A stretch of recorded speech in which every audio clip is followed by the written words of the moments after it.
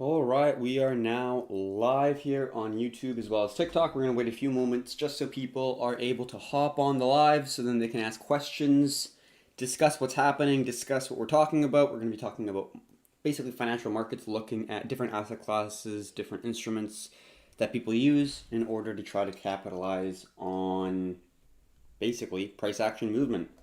So, we're going to get started here very shortly. Also, for anyone on TikTok, we are hosting this on YouTube as well. And I'm just going to be posting this on our Discord, notifying people that we are live. I did not do that yet, so we'll do that and then we'll get right into our video. So, this is our Discord. Let's now go to the announcements right here. And then I'm currently both on TikTok as well as YouTube. So I'm going to post that there and we are good to go. So then we're going to get our questions from our YouTube and then we also go to TikTok. So I'm going to be talking a little bit about some fundamentals, just looking at some interesting news articles, and then we'll get right into the video. Going to be both talking about some global macro as well as some crypto discussions, as well as classic RTA. We'll be going over both the crypto market and as well as the overall global macro market as well. So let's get our recorder and let's get started.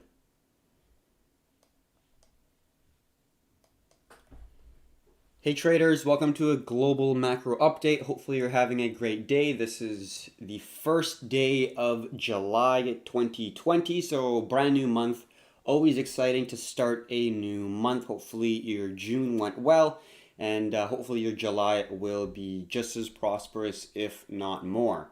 So we're going to touch on the economic calendar for today. We did have some numbers come out here for the non-farm employment change. Was worse than the actual forecast, but we do see that the Purchasing Managers Index, the PMI numbers are actually above 52.6 here, or at 52.6, above the forecast of 49.5. So pretty surprising to see, in my personal opinion, but we can definitely see that things are picking up. Economic data indicators for America are shifting to a point where they're actually turning positive. So I think the overall risk on sentiment is going to continue, which means that equity prices will probably continue to go up slowly here. And we're going to be looking at BTC as a risk on asset as well. So we are looking at the crypto market in a bullish perspective and viewpoint as of now. We do have a pretty important level that we're looking at for a potential level of supply, but we'll look at that when we get right into the charts. All right. Quick discussion about the comments on TikTok. If you have any questions, just put them in the comments. One person says, King Tangos says, what do you think about XRP? I personally don't love XRP. I know that they made a lot of partnerships, and in that department, they're going through all the regulatory hoops in order to do it properly, so then they can actually be the global transactor, really. Kind of basically shaping up to be the next Swift system to some degree, but I get the positive reasons why people like it.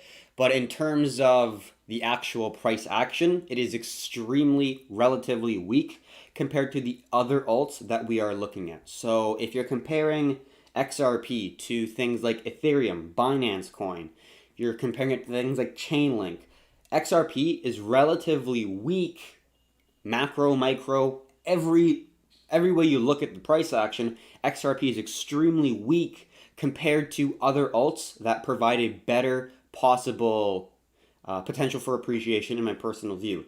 So from the fundamental standpoint, yeah, they're making progress and they are going about trying to basically reinvent Swift the proper way by going through all the regulatory hoops. But I do not think that it is a good place to store wealth for the long term right now, because the fact that in terms of relative strength, there's other areas within the cryptocurrency market that are able to provide a better overall investment or trade if you're just long or buying cryptocurrencies, in my personal belief. So that's my personal view on XRP. We can look at that if you'd like. So we can look at relative strength and actually give you valid reasons and explain it on a chart as to why I think that XRP is not the best investment in the cryptocurrency market. There's, in my opinion, better opportunities out there. But that's just my personal belief. So let's get back into the global macro update. So we got a little bit of a news headline here. I was pretty surprised when I read this. Gold industry shaken as 83 tons. That's a lot. Of fake gold bars used to secure $2 billion in loans in China. Not going to read the whole thing, but that's pretty unbelievable. The gold, everyone talks about you can't just print gold, right? But we can see that some people are disguising copper and other metals as gold. The gold industry has been shaken after it was discovered that 83 tons of fake gold bars have been used as collateral for loans worth 20 billion won from 14 financial institutions to a major gold jewelry manufacturer in Wuhan, China, the same place that the virus has been located to be kind of started from. This amount of gold would be equivalent to 22% of China's annual gold production and 4.2% of the state's gold reserve as of 2019. So that's a tremendous amount of gold that is not really gold. So we'll see how this we'll see how this goes. Not gold. You can read more about it as well. But I thought that was a pretty interesting news article that I just found. Next thing we're going to look at is discussion of Tether. We just made a TikTok about this, but we can see that stablecoins are extremely, extremely important in this day and age of cryptocurrencies, where yes, you do have the hodlers that are just holding and don't care about the ups and downs, and they're holding for years and years and years. But there's a large group of people who want that option to store their capital inside something that is less volatile. And this is where stablecoins come in, because like Tether, a lot of these stablecoins DAI is also pegged to the US dollar. So it's not like it's stable as in it doesn't move. The US dollar does move as well, and the US dollar index has actually gone down recently, which means you're actually losing value in relation to other currencies. But overall, it's going to be a lot less volatile compared to BTC. You're not going to get like 50% market meltdowns in a day. It just does not happen. There's too much demand for the currency. But in BTC, it has happened before, clearly, back in the liquidation event. So it's just the discussion that this is extremely important within the overall cryptocurrency market, and people that are in the head of policymakers and the people that are heads of central banks, they're extremely worried about this, because we can argue and we can complain and argue and everything that BTC and other cryptocurrencies are too volatile, yes. But if you have a privatized cryptocurrency like Libra that is a stablecoin backed with the US dollar, why would you use the US dollar? It does not, you don't need it. It's kind of non-existent in the realm of the digital world that we live in. If you have something like Libra that is going to be instant and you can transact it anywhere, you don't need the SWIFT system, and you can basically bypass the United States' guard on global remittance, because that's what the SWIFT system is. So that's a huge, powerful piece of technology that is now getting implemented in the world, really, by people using Tether, right? And we can see it's the most used cryptocurrency in the world. Everyone thinks it's Bitcoin. No, Bitcoin has the transactional volume of over $16 billion in a daily time frame, so in a 24-hour time frame, which seems like a lot, right? Tether has over 20 billion. So in terms of how much people use it, how much transactions are taking place, Tether beats Bitcoin, and that, in my opinion, is pretty surprising. There are a lot of scandals with Tether. We've already talked about them. You can actually go on our website, and we have an entire blog post talking about the Bitfinex Tether scandal, which I do recommend reading if you are unaware of the potential risks that are with using Tether. I know everyone in the crypto realm basically uses Tether that are on derivative exchanges. Like Bybit offers Tether as a way to hold cryptocurrencies, and that works, but it's definitely a little bit worrying, because this is the most liquid stablecoin there is within the market, and we don't really have another one that has this sort of volume kind of underlying within the market. So it provides a lot of liquidity, which is what traders are looking for. But it also has some potential negatives as well. Read more about that within our blog posts. All right, on to some different topics here. Fed policymakers committed to providing open-ended support to U.S. economy. Minutes show. So just want to touch on this, the fact that I do not think that the payment, the checks to everyday Americans and citizens, I don't think it'll stop. I think it'll keep on continuing because overall, the economy is not actually getting better. People are hesitating to go out and go get beer, go to a restaurant, go to the movies, all that stuff. And I think there's going to be some long-lasting effects from the lockdown, from the shift in psychology of the overall globe, not just the Americans, but obviously with people trying to save more money. They don't know if there's going to be a next wave. They're trying to have a little nest egg in case there is, another wave where they do have to get maybe not fired, but let go for a short amount of time, and they have that little nest egg. They're not going to spend as much money. Overall, it's deflationary. It's not economically expansionary like the Federal Reserve and central banks want. So that's definitely something that they're going to have to fight, and I think that they're just going to print money and give it to people in order to try to continue the economic expansion from reversing, basically. Last thing we're going to touch on before we get and jump right into the charts here, Tesla beating, I believe, Toyota, being the largest automaker in terms of market cap. You can see Tesla is now worth more than triple the combined value of the U.S. automakers General Motors Co. and Ford Motors. That is unbelievable. Yeah, and they overtook former frontrunner Toyota Motors. So yeah, Elon Musk, absolute beast. He now is the CEO and owner of the largest car manufacturer in the world in terms of market cap. So we can check out those charts if we want in a little bit. But first, we're going to look at the SPX, which is the S&P 500 index. If you have any questions, drop them in the comment section below, and we'll be sure to ask or answer any questions that you would like.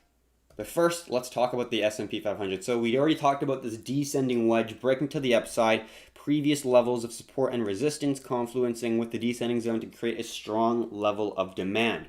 Once you got that initial push up, breaking the previous high to form a new high, you get that nice staircase where you get a break of resistance, creating a series of higher highs and higher lows, coming up to our key level of resistance at around 3150, 3160, somewhere around there. We've gone through this structure time and time again on the global macro update, and things are playing nicely, and not much more to say. Things are just working out pretty well. There is not really anything to go off of from the previous video. We did form and break to a new high.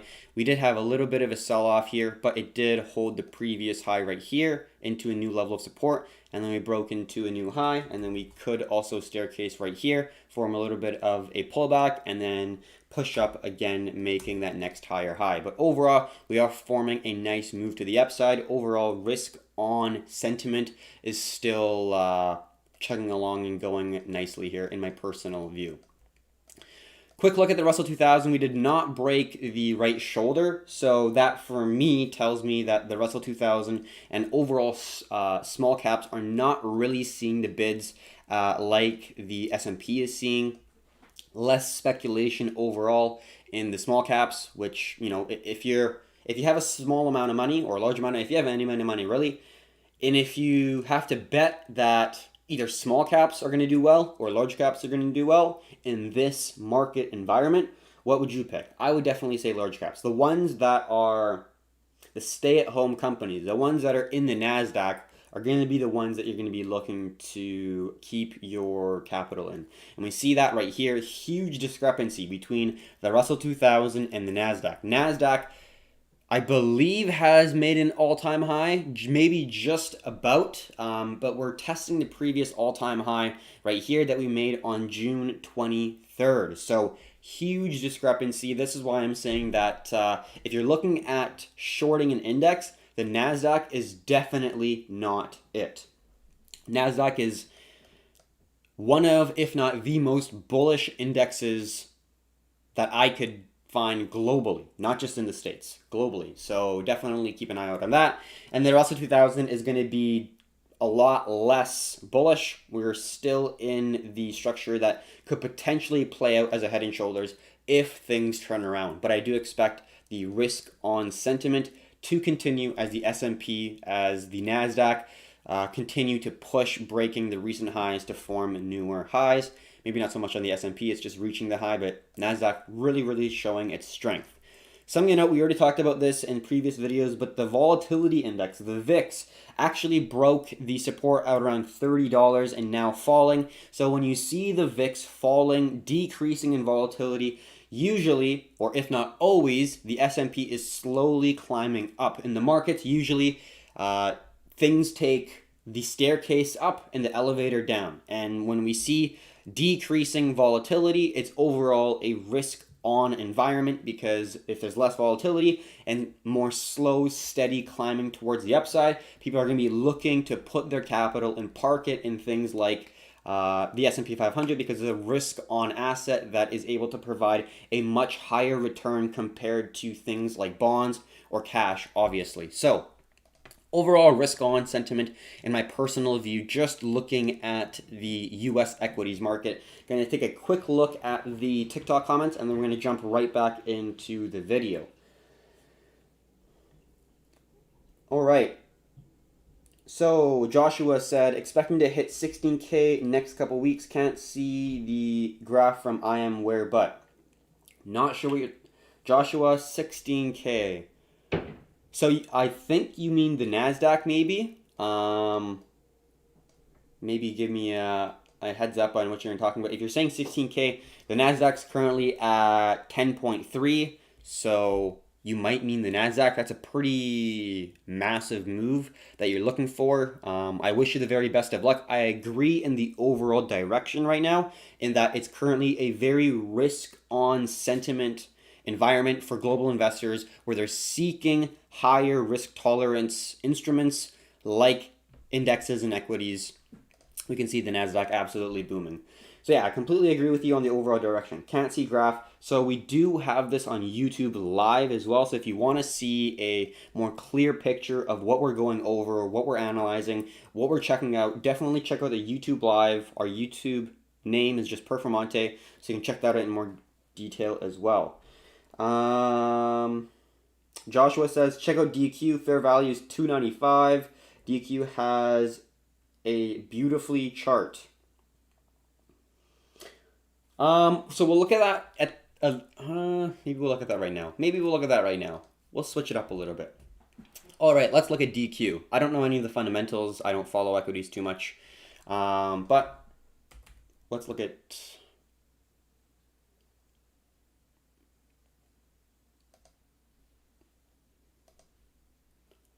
Wow. Massive spike up, hey? Holy crap. So you got a very strong resistance at $70. So the fact that it broke $70 is important. Oh, there we go. All right. That's very important. So we could retest that zone, 69, 70 bucks. That would be a really good thing to see, in my personal opinion, in terms of a retest. Potential ascending wedge as well. So you might not get the full retest all the way to $70. Let's see if that can go any further back. I don't really like it there. I'm going to keep that there, and I'm going to get a type B and a type A, and then a type B candle closure right there.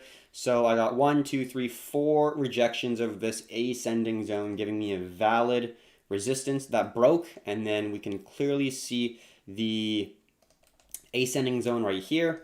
Very well respected. That is creating our ascending wedge. So it melted up, which ascending wedges can do. It's not just a bearish pattern, so that's definitely an extremely bullish structure. And then you're looking for sideways zones of sensitivity or horizontal zones of sensitivity in order to potentially look for retests to validate the previously broken zone. So what I'm currently seeing right now is if we get a potential retest to like 81 bucks, that would be looking great. And 76 bucks would still be looking good. I think beyond that, you might be getting back into the ascending wedge, which wouldn't be ideal. You really want to see the price hold above this red zone right here, ideally, because this was the previous ascending zone that connected the series of higher highs, broke, squeezing from this support zone that was increasingly going higher than the resistance. And then we got that big move towards the upside. So overall, looks great, and we can put a little midpoint there, but I would say that's a phenomenal move. And then if you're just looking at the size of the wedge, if you want a potential zone for take profits or next levels of hesitation, you know, you're looking at 125. Obviously, this is a massive weekly chart, but if you just look at it in terms of the weekly chart, looking at structure, that would be a potential next zone that I would be looking to target. And then if you get a nice little retest, support below that zone, you know, 4.3, 4.2. If you're a little bit higher right here, 3.5, somewhere around there. That's a pretty good trade in my personal view if it does have a nice retest validation that there's support in that area.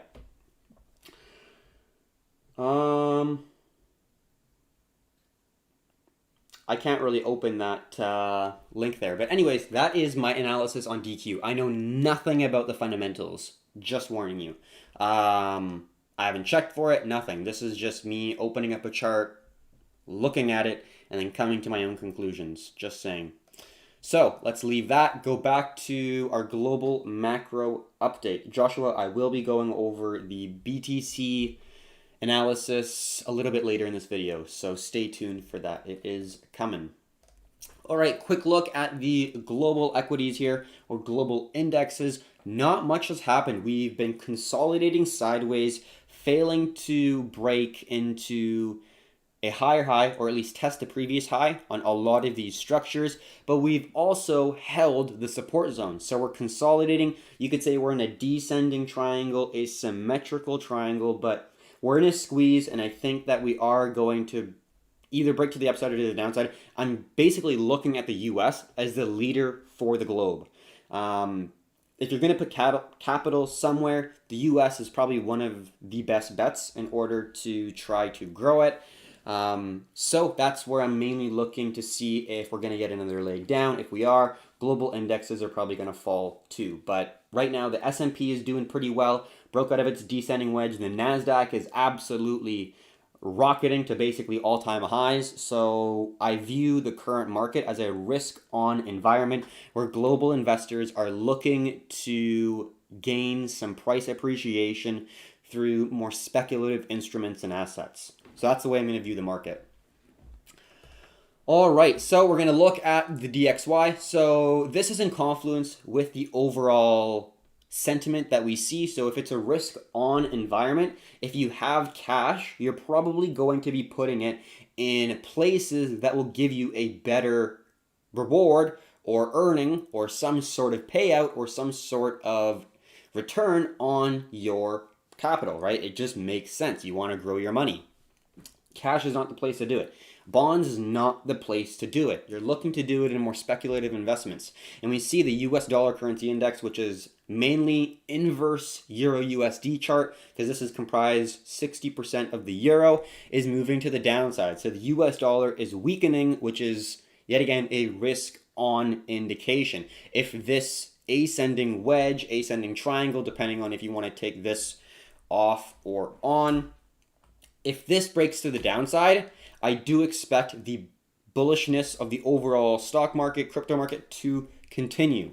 But if it holds this higher low and squeezes further and actually breaks to the upside where we're seeing strength in the US dollar, it means people are fleeing from trades, investments that are more speculative that could potentially turn to the downside for them. So then they're going to park their cash in cash or park their capital in cash in order to reduce the amount of risk on the overall portfolio. Just makes sense.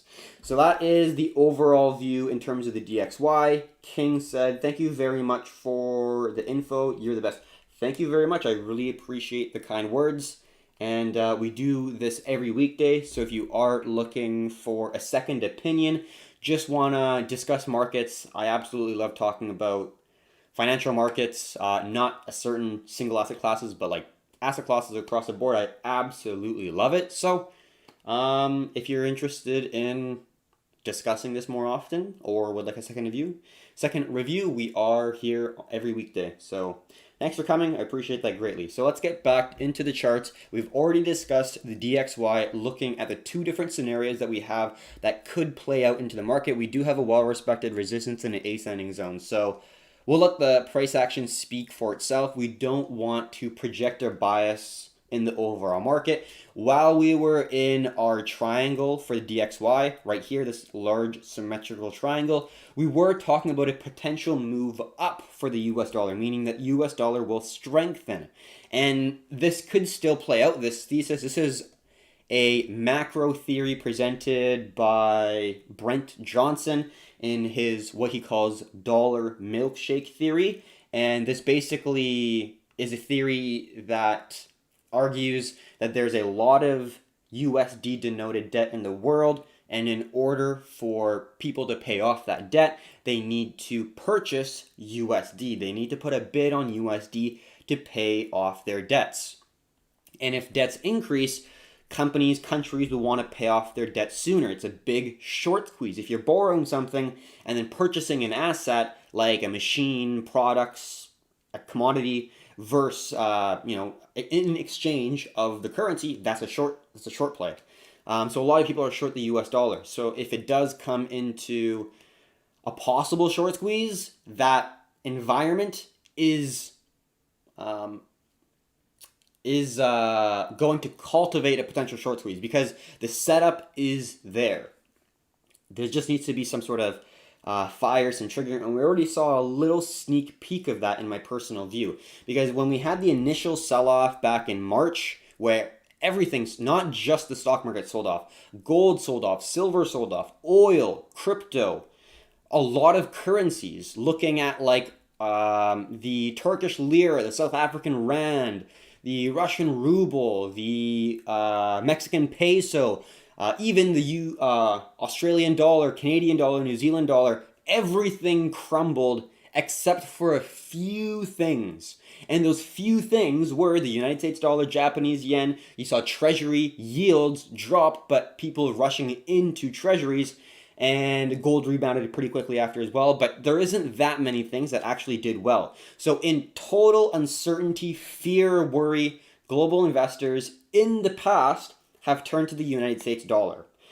So if that second wave, that worry, that fear, that uncertainty comes again and rushes back into the markets, my perspective is that there's probably going to be a rush back into the US dollar. Now, why are you thinking the US dollar is so good when the central banks are printing a lot of it? We always talk about that. But one thing to note is we're comparing one currency to another in most cases.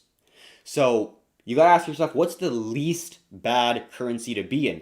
And because the United States dollar is a world reserve currency, which means that you can use it as a medium of exchange for almost any commodity anywhere in the world without the United States even being a part of the transaction, if that makes sense. So if Brazil's conducting business with Switzerland or like England or Australia or whatever two countries, they're most likely going to be conducting the transaction in United States dollars. So there's a huge demand as a world reserve currency if you are conducting business on the global stage, on the global scale. And that's why the dollar milkshake theory, I think, has a potential probability of actually playing out.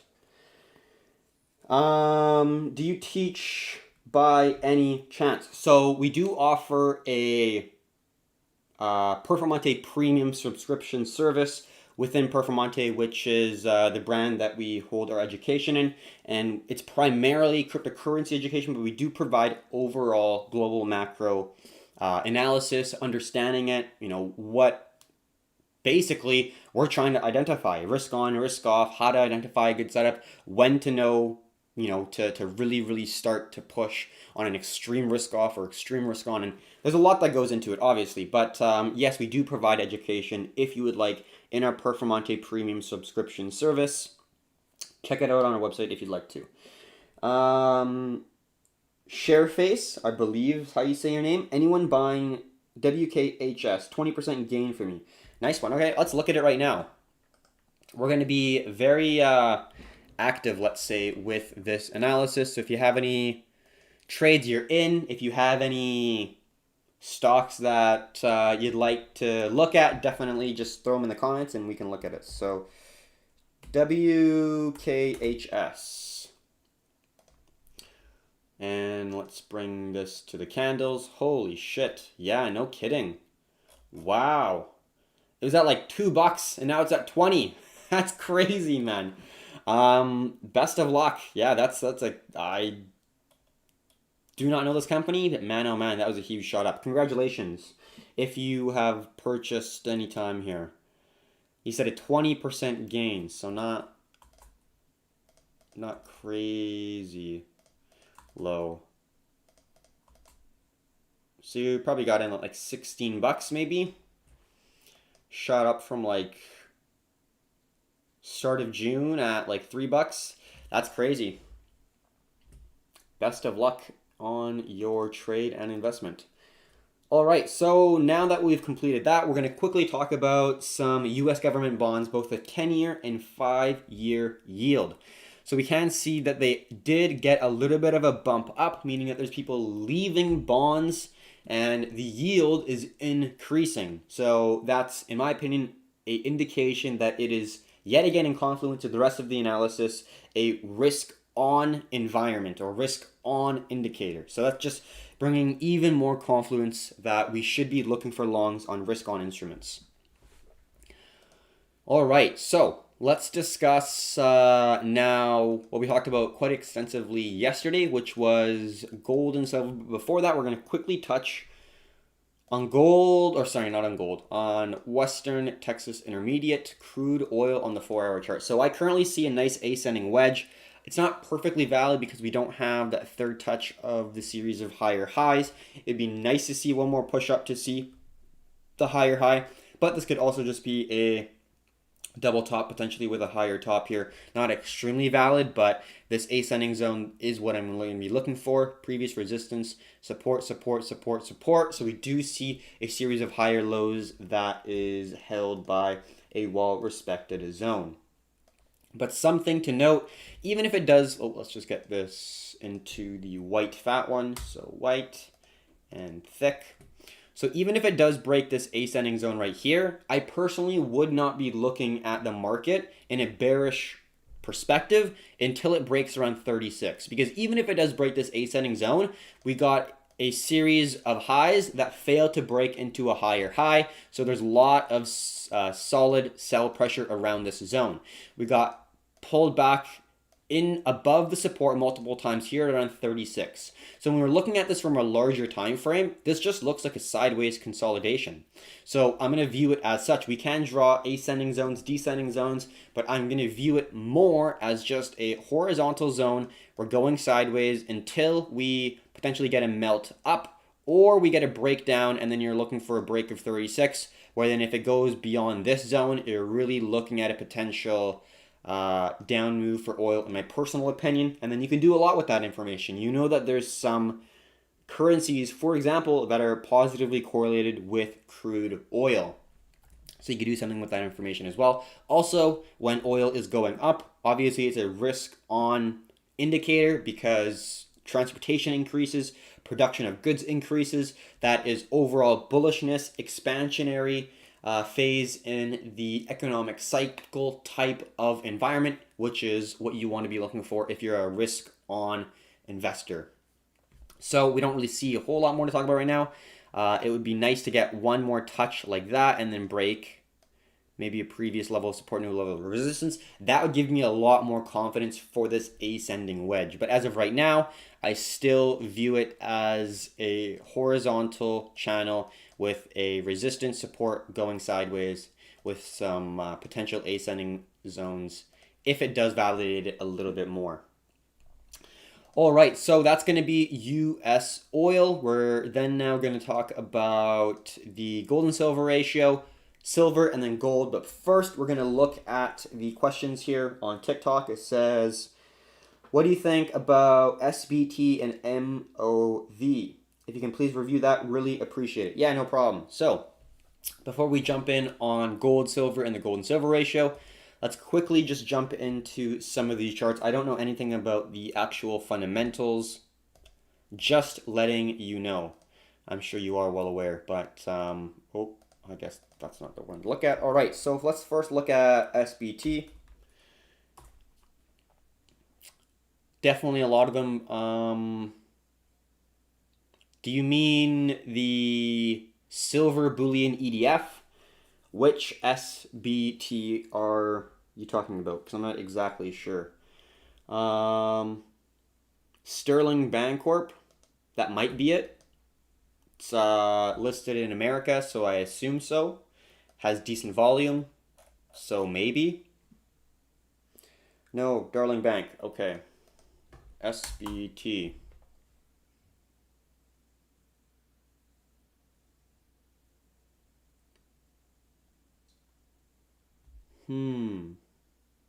Trying to look for it here.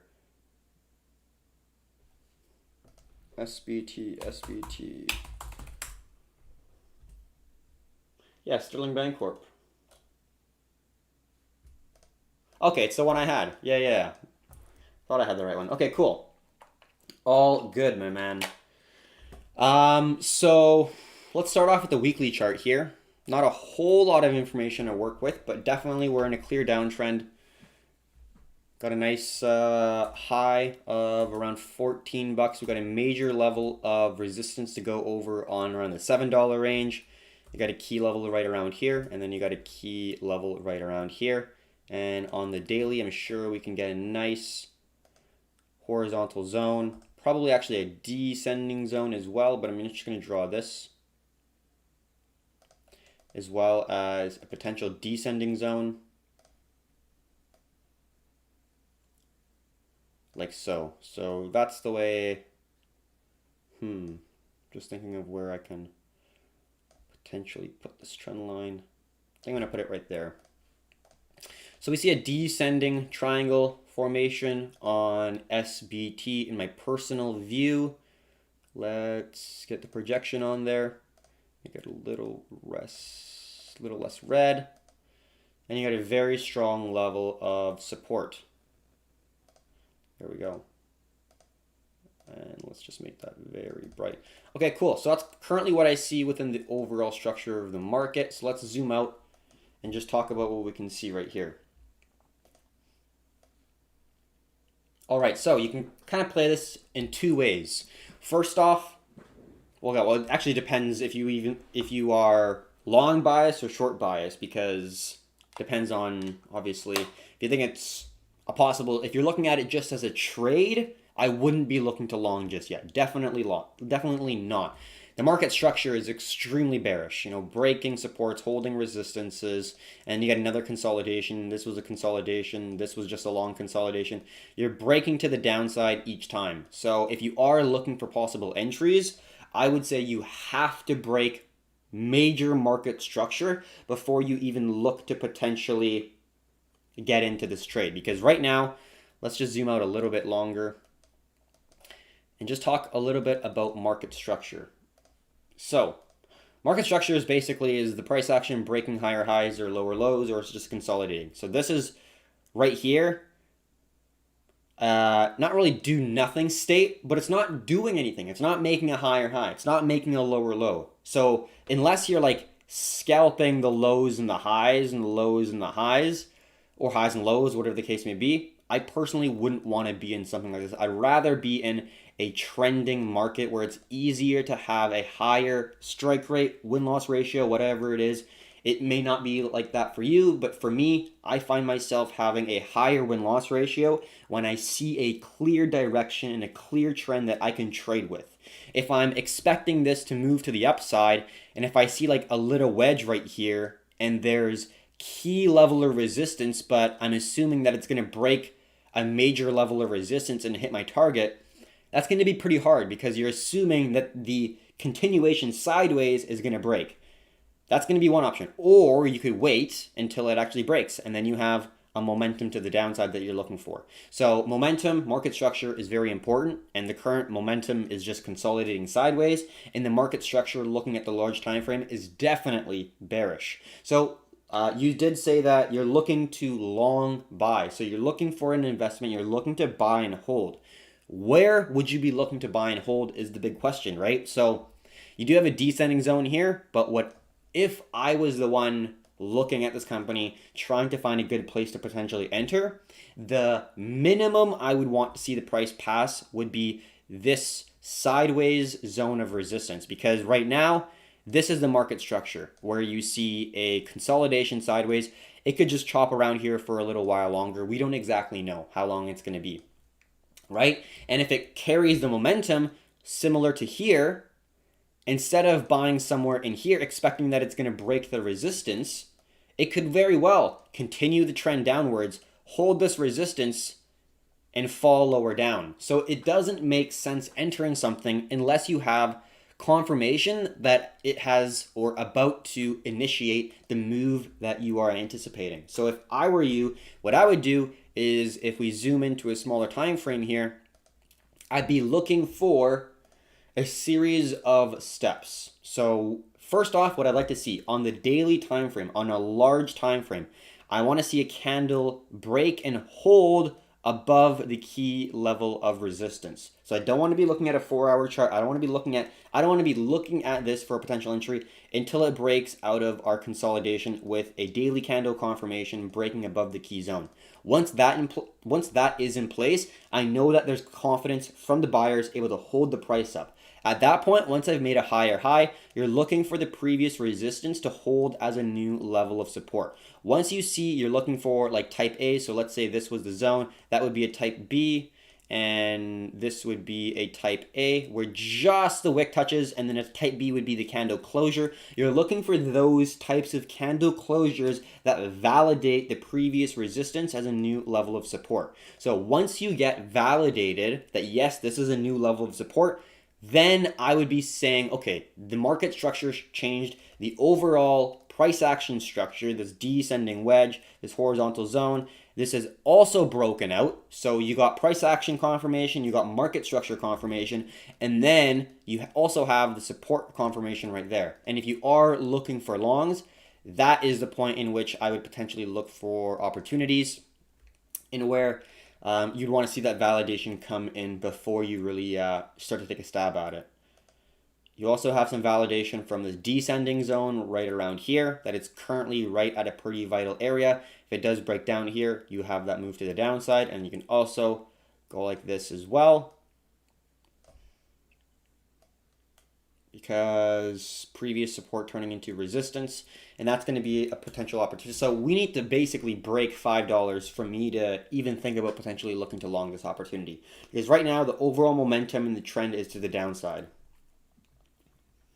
So hopefully that gives you a good understanding of how we like to trade in terms of structure.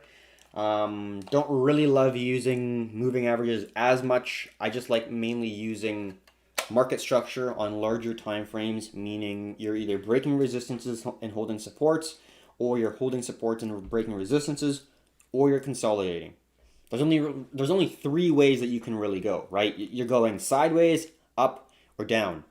And until you get enough confirmation that it's going to be changing direction, you basically want to try to continue with the overall trend of the market. All right, so that's going to be the analysis for SBT. Let's go back to another one here. MOV. Movado. Holy, wow, that dumped, hey? That is a big dump. Let's actually go to log, because this is a pretty large time frame. All right, so that's not so bad. You get a nice series of higher lows there, held by a nice ascending trend line. Pretty good there. And then let's zoom into a smaller time frame. You can also find confluences where you see this same zone act as a previous level of resistance and support right here. And let's make that a lot less bright. Okay, so we got confluence there. That's pretty nice. definitely a decent amount of sell pressure. And we can also just look at some horizontal zones looking back if we really want, but that wick shows it right there. So right now, we are at a pretty major zone of support. Held once, attempt to move up. It did get rejected here. And we are still creating higher lows, which is good to see. So to me, this kind of looks like a nice ascending triangle setup. I'd like to see a validation one more time of the resistance before we use that as a potential trade. But the ascending zone is pretty well respected. So what I'd be looking for is on the weekly, we are at a pretty major level of support. We got a huge sell-off, so there's probably going to be some level of a bounce. I don't know the fundamentals. I don't know anything about the stock, but just in terms of the overall structure of the price action, massive sell-off. You're probably gonna get a consolidation right here, but right now it does look like it's holding a nice ascending trend line and a horizontal level of resistance. So it does look like an ascending triangle setup right now. If it does break to the upside, you're looking for a higher high, higher low to hold the previous resistance as a new level of support, and then that could be a nice measured move using the opening of the triangle. Might be a little bit wide, so it might go up a little bit more. But overall, that would be the trade that I'd be looking for if you're looking for longs in my personal view, is break of around $14 and retest of that for a new level of support. And if it consolidates, if it breaks this zone, I would not be looking for extreme shorty just yet until it kind of breaks 930 if you are looking for it. And then you got that next major zone right here at around 580. We can see it's a previous support right here, resistance, support, support. But oh yeah, overall, I'd definitely be looking for a potential move to the upside instead of looking for shorts, because on the weekly and monthly, it's a pretty key level of confluence right there. But we do got to keep in mind that there's a lot of momentum to the downside, so we want to be careful that we're not trying to go against the trend. But if it does give clear indications that we could be reversing with clear market structure, price action pattern breaks, that would give us an indication that we could be looking for a possible long. All right. So that's going to be the two stocks that you're looking for. Hopefully you got something out of that. And then we're now going to continue on with the analysis here. We're going to now go to gold, and then actually let's look at the gold and silver ratio first. It did break out to the downside. I am long silver, and I am thinking that it's going to continue to go to the upside, where we did get a breakdown. Perfect retest of the previous zone of sensitivity within the structure as a new resistance because it was a previous support zone. And I think that the momentum is going to continue to the downside. So in short, I am pretty bullish on silver. Gold doesn't look as great as silver. Silver looks phenomenal when we are looking at the chart of silver. So let's get the chart of silver out first. And, you know, we were playing around here for a little while. We did get a little bit of a push-up breaking the previous high, but what we were looking for was that pullback to around that $18 range. This was the retest zone that I was aiming at to get filled in because A, great risk-reward parameters, and B, very well-respected previous level of resistance, which is going to be acting as a new level of support. Very similar to what we had right here. Previous level of resistance, while respected, is now going to be acting as a new level of support. So basically, it's the exact same entry signals in the structure that we're looking for in the previous price action pattern. And, you know, we could get some consolidation. We could get some chop. That does not mind. Like, we can see that there was quite a bit of chop in the previous strong push to the upside. I don't mind holding on to this for a little while. I don't need to enter right there. Once I'm in, once I have my trade structure in, I can sit there. I don't mind paying a little bit more of the fees to carry it over the weekend and whatnot, as long as the structure is looking great. And as of right now, in my opinion, it still looks really solid. It still looks great. You got a nice wick touching the descending resistance, validating it as a new level of support. And within that same candle, you're getting the type B candle closure on the new level of support. So super well respected retest candle right there. We can even zoom in a little bit closer where you see the candle closed right at the previous resistance horizontally, but the candle wick, the furthest point that it fell to within that 4-hour time frame, just touched that descending zone, which is now going to be acting as a new level of descending support. So overall, really awesome structure, and it's looking pretty bullish. Couldn't really say any more on that. Let's now get our analysis on gold. Gonna get a little bit of water, and then we'll jump right into it.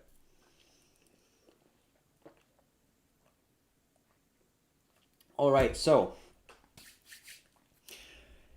a little bit worrying because gold fell quite a bit compared to silver. We're still holding the support, but we did break below this ascending zone here. I don't love that. I would have liked to see it hold ideally, and then we have our target of like 1806. So 1800-ish is going to be the main level that we're going to be looking at.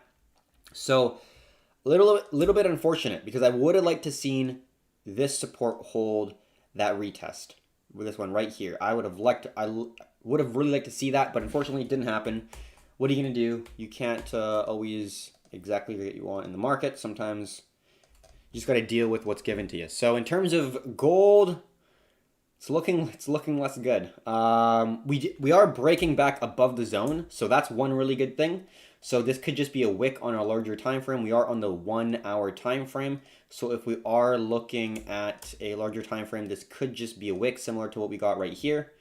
So if we go on the 4 hour and then flatten that out a little bit, we can see very clearly that this is just a wick to the downside where there was let's just move that a little bit. So there was a lot of buy pressure to push the price back up above the key level of support to close it on the 4 hour chart right at that main level where we want to see it close.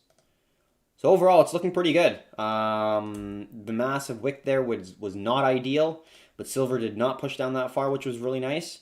And it looks like it's setting up now for a possible move to the upside. So we'll get rid of that. And there we go. That's the game plan for gold. I'm currently more biased on silver for a long than gold, so I'm gonna be playing that. But if you are looking at a potential for gold, I think a potential stop entry above the current candle would trigger you in. Or if you're looking for a little bit more of a validation, you could wait until this horizontal zone is broken just for a little bit further of a validation. If you are really looking for a little bit of safety, stop loss below the previous low, take profit at the size of the symmetrical triangle. You got around a 2.7 risk reward. So then you get triggered, and once it starts moving towards the upside, breaking this key resistance right here, ideally you like to see that close, and then you start to see the momentum coming up here. So that's an option right there. If you want to be a little bit more aggressive and just take it right here, that would be my next trade, is looking at maybe like a 2.5. Maybe you could reduce it down a little bit more because you do have quite a bit of pressure right around there. So you could bring it down a little bit more. So you get a pretty good risk reward. But yeah, that's going to be the overall structure that I currently see within the market. It's looking pretty good. I'm bullish on precious metals right now. But like I said, silver, in my opinion, is going to be the better trade than gold. That's just my personal opinion. I don't know if it's going to be fact or not. Only time will tell. But from my analysis, that's what it seems like. All right, so that's going to be the overall global macro update. We're now going to go into some crypto talk, a little bit of discussion involving BTC and the overall crypto market. So if you have any questions, drop them in the comments and we'll be able to explain that, give you a little bit more detail. If you are stuck on something, don't really understand it, definitely don't hesitate and we'll be able to help you out here. A little bit of sell pressure coming from the S&P. I'll just close that right there. But, you know, it's pretty normal. We already talked about this potential support, which is right here. It's a little bit larger, but like we saw in the previous resistance to support, we could see another resistance to support. So the market moves in waves. It's not going to go from point A to point B without having some pullbacks, some dips, some ups and downs. And that's just how the market moves. And you got to be patient. You got to be aware of the overall range that the market could be playing into. You got to look at the average range that it's been kind of taking in terms of the recent volatility. And overall, It looks like it's still moving towards the upside with a new high being created. Hopefully it holds the previous resistance as a new support, and it continues going on. Hey man, can you have a look at oil if that's okay? Says Christian. I did oil, so if you do want to go back a little bit, I did it before gold and silver and the gold and silver ratio, and before the TikTok Q&A. But if you can't find it, that's not a problem. I'll do it at the end of the video. But the next part of the video is going to be for the crypto market update, which is basically looking at BTC and a couple other things. But if you can't find it, I can do it at the end of the video. That's not a problem at all. All right, so this is ADA. We're not going to talk about that. So since this break to the upside and retest, we were looking at the market in a more bullish sentiment due to not just the TA in BTC and the overall crypto market, but also the environment for global investors and global sentiment. Right now, it's a risk on environment. So investors are seeking for higher, I guess, risk, but higher reward, more speculative assets, instruments, investments, trades, and BTC would fall in that basket. So we are seeing bids coming into BTC, which is overall bullishness for the cryptocurrency market, which looks pretty good. Major level that we do have for key resistance is around 9,400, and if it does make it, we do have a key confluence zone where you have a descending trend line and a horizontal resistance and support, create a level where it intersects and creates a confluence zone where there's a high probability that there's going to be sell pressure within this area.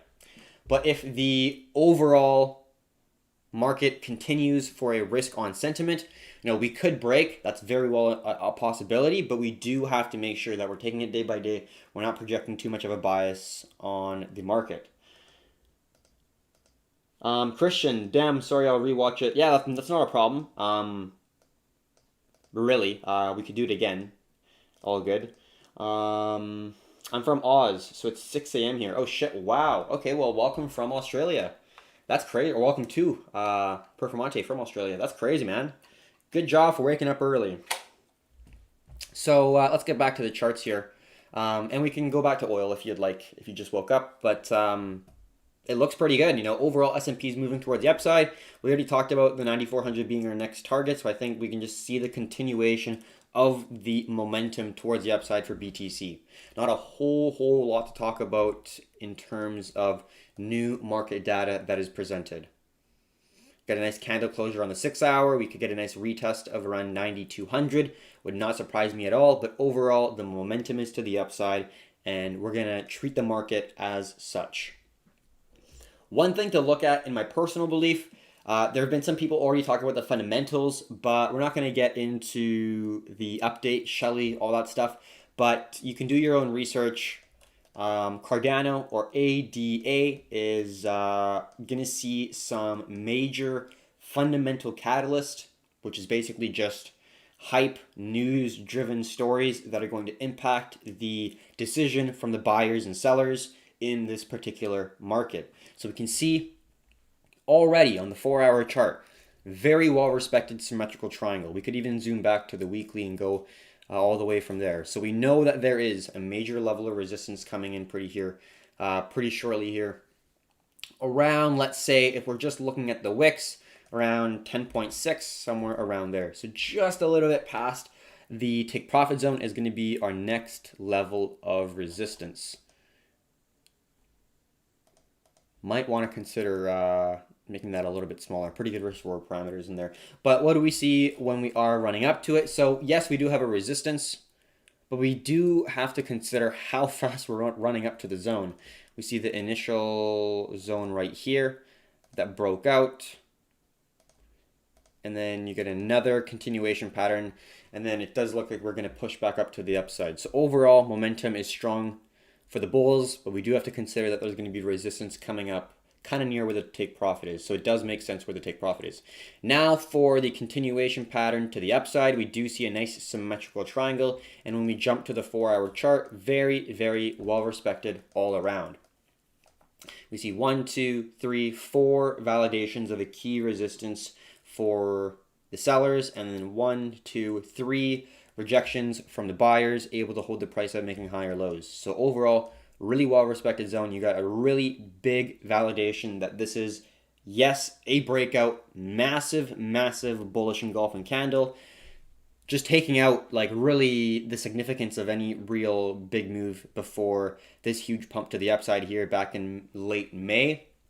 So what are we looking for within this structure? We already talked about it within our premium people or premium group, premium guys, but what we're looking for is a potential consolidation from the previous level of resistance right here to validate it as a new level of support. That, in my opinion, would be a fantastic opportunity, where you'd be looking for possible, you could look for a stop entry above the zone where you're looking for a breakout. You could be looking for a limit entry where you're going to get the entry when it pulls back in your direction. So when it pulls back to you, you'll be getting a great risk reward, but there's going to be lower dependability. But if you're going to put a stop entry above the zone, you'll have a lower risk reward, but you'll potentially have higher dependability. So you got to test out your own system, your own strategy, and just back test it, learn about it. But overall, that's going to be the two potential plays that we have with Cardano. It just depends on how bullish do you think it is. You'd be either looking for a stop entry above the zone so you get triggered in when the momentum does push back to the upside, or you could be a little bit more aggressive, look for that greater risk reward and look for that entry when it does retest of this previous resistance, which is going to be acting as a potential new level of support. So that's Cardano. In my opinion, it looks pretty phenomenal. And you also have to consider the fact that there are fundamental catalysts that are playing along with the price action, which is the ideal situation, is when you have news or some economic data, some catalyst that is going to drive the market in either direction. And it's even better when the direction is the same. For example, if GDP is contracting, you expect the overall economy to go down, you expect the currency to go down. Just simple understandings. If an earnings of a company is worse than the forecast, usually you expect the market to decide that the stock is worth less because it's producing less profits for the investors. So, when the catalyst is in line with the price action, that's always great. And when the overall markets, not just in terms of cryptocurrency markets, but global markets, is also providing an environment in which risk on investments, trades are looked at as a positive thing because global investors are seeking risk, that is a really good environment. We don't see the altcoin market be extremely explosive yet. This is the total 2, which is the total cryptocurrency market cap, excluding Bitcoin. We're still in the trading range, right? So we're not seeing any real momentum coming into the market, but we can still capitalize on these shorter term plays within the price action, just behaving the way that it is. But in terms of should we be placing a lot more of our BTC / Ethereum portfolio and pool into these smaller, more speculative alts? I personally don't think that's the time yet. I think if it does start breaking, we have a lot of movement to the upside before a lot of these alts hit near highs. And I'm not saying they all will. I don't think every single one will. But for the ones that have continued to progress through the crypto winter and has really stood out, for me, Binance Coin, Chainlink, really great alts that are more speculative. And then BTC and Ethereum are going to be the main ones that I keep the majority of my crypto portfolio in. That's how I like to manage my portfolio. I don't know about everyone else's, but I mainly stick to more, I guess not stable, but more, not well respected, but the coins that have the longest history. I like to make sure that these coins are able to sustain the ups and downs of the crypto market and give me validation that there are going to be buyers coming into the market purchasing the coin in bear markets. And I just trust BTC and Ethereum right now. Maybe a little bit later on, I'll trust some more alts, but right now, that's basically the game plan for me. So that's basically it for the video. We can go back to the oil if you'd like, because Christian from Australia is watching. And let's get this right here. Oh, that's not it. It's right here. All right, so US dollar, and this is crude oil, Western Texas Intermediate. So what we have is a nice ascending wedge. Basically, what I view the market as, so when we go back to the daily, is it's just a consolidation. On the daily, it shows it absolutely perfectly. Yes, we have these ascending zones that could potentially provide an opportunity, but as of right now, when we're looking at the daily, we just see an extremely clear horizontal channel where you're getting a well-respected resistance with a type A, type B, type A right there, candle closer, 1, 2, 3, and then you're seeing a type A and a type B, and you might see one more here. But right now, we're just consolidating sideways on the daily chart, and if you're an intraday trader, you could be looking to sell at the highs, buy at the lows. So you're continuing the consolidation, which wouldn't be bad if you're looking at that from an overall global standpoint. That kind of makes sense. If you're expecting to continue going up higher, you're extremely bullish. But we've had massive pushes, consolidation, massive pushes, consolidation. This is potentially going to be a reaccumulation phase if it goes to the upside. But in my personal view, I don't like to project too far into the future for my bias. So right now we're holding a nice ascending zone right here. We're squeezing closer to the apex of this zone. If it breaks to the upside, we got another zone right here that's creating our nice ascending zone. So if it breaks to the upside, I'm not expecting a massive breakout just yet. What we would be looking for a potential long, if we were super bullish, is a melt up from this ascending wedge. So normally people use ascending wedges to go down and short. And yes, we do use them for shorting. But what we would be looking for, if you're looking for a long opportunity on crude oil, is for us to see a higher high, higher low, validating the previous resistance as a new level of support, as well as validating the series of higher highs one more time. So we get 3 rejections of this zone, and then once that comes into play, you're looking for the price to break this ascending zone and then hold it for a new level of support, and then you could be looking for limit orders on the retest or stop entry orders when you do break above the zone. And that would be an extremely bullish case, but if the price action presents that, that would be an opportunity. And then if it doesn't, if it holds this zone like here, you just be looking at this sideways consolidation. You'd be looking for a lower low to come in before you're looking for a higher low entry on like a wedge or a channel or a triangle.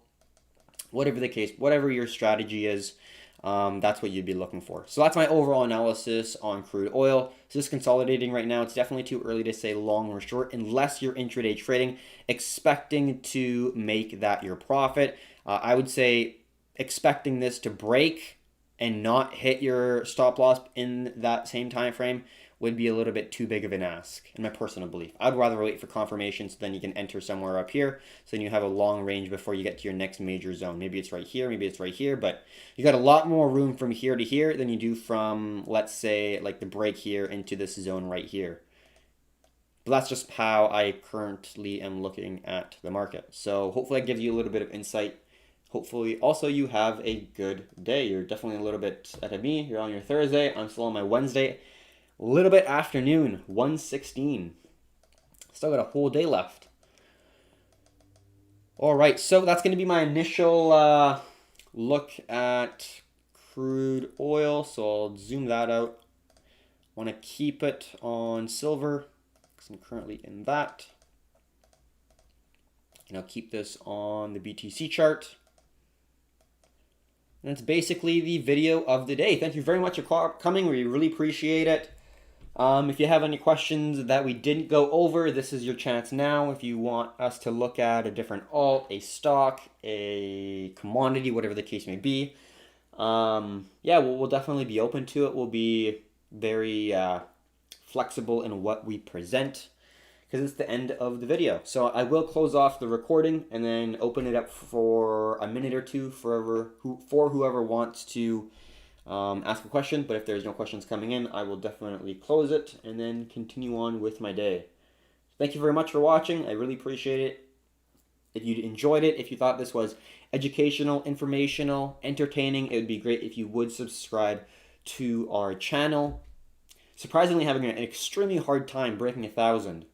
If you have any things that might help the overall channel or help the growth of the channel, that would be greatly appreciated. Any real suggestions, fine. Constructive criticism is the spice of life, and if you can't accept it, you're probably not going to grow in life. So if we're doing something like completely off, that's very obvious. Definitely throw it in the comments. There's no real bad answers for that. So yeah, appreciate any of the comments that come in. And until next time, I hope you have a fantastic day. Until next time, have a good one. All right, so that's the end of the video. I'll just close it here. All right, so yeah, that's a little odd. We're at like under 450 for YouTube followers. It's not like it really matters per se, but yeah, you'd think that it'd be a little bit more. TikTok definitely gave me overconfidence in social media growth for sure, because TikTok absolutely exploded. Instagram took a while. TikTok exploded, and YouTube's like very hard to grow, it seems, but it's all good. We're enjoying the process. We're enjoying the path, the journey for sure. Although I do think that there may be another platform that will explode that will be similar to YouTube, but will potentially be implementing some sort of blockchain system, decentralized system, so YouTube can't censor, certain YouTubers or videos or whatever the case may be. So there's free speech, I guess, over the internet, right? So we'll see how it goes. I think LBRY is a potential. We are posting our videos on LBRY as well. Not really seeing a lot of people on that platform, but we'll see how it goes. I think it'll be a pretty slow shift because YouTube has basically almost total control of the video streaming platform market share, basically. I know Vimeo's up there to some degree, but there's nothing really quite like YouTube. So we'll see how it goes. We'll see what the future holds for you and me both. So thank you very much for coming. Really appreciate it. And until next time, have a good one.